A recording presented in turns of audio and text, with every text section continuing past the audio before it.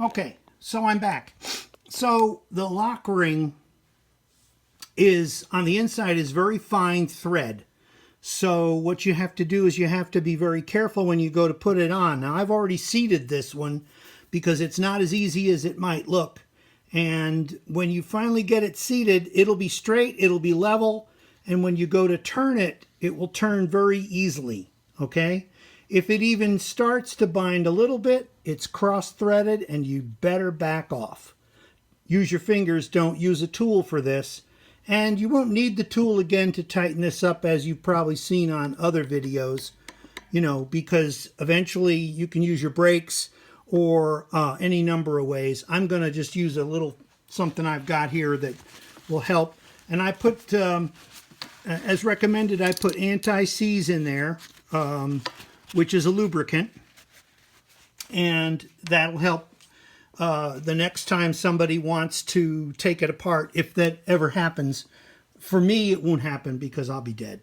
But anyway, be that as it may, I'm not going to turn myself into a bike mechanic, but this is just something, being mechanically inclined, this is just something that I wanted to do, okay? I wanted to put this together myself. I didn't want to pay somebody else to build this, okay? Which is okay. I mean, you know, if you have the money to throw away and you just want to not be bothered with it, that's great. But I'm the type of person that I like to know how things work. So I'm going to take the extra effort and know as much about this as I possibly can. And of course, I'm always open for anybody's advice on doing anything with this kind of a project, especially my Catrike, which is over here, which, by the way, is suspended from the ceiling because I don't have a work stand. But I figured out that why not make this suspension system my work stand, okay? I will clear some room. My work table there is movable and expandable. And if I clear enough room between the two work benches, which is a complete mess right now, I can easily have a place where I can suspend the Catrike far enough off the floor to take the wheels off, work underneath it, you know, kind of like working on a car.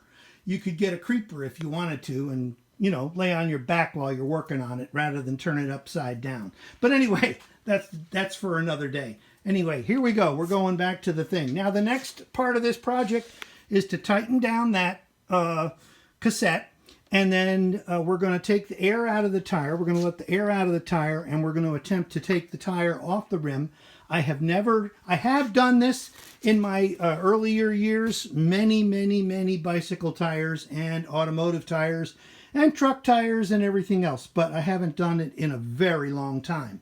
The other thing is, both of these rims are pretty pristine, okay? This new one, particularly, it's got a brushed aluminum finish on the outside, and if you scratch that finish, it's just going to look ugly, okay? So we're going to be very careful. We're going to use a lot of plastic stuff to get this tire on there, and I hope it'll go on easily, but we'll find out. Talk to you later. Bye.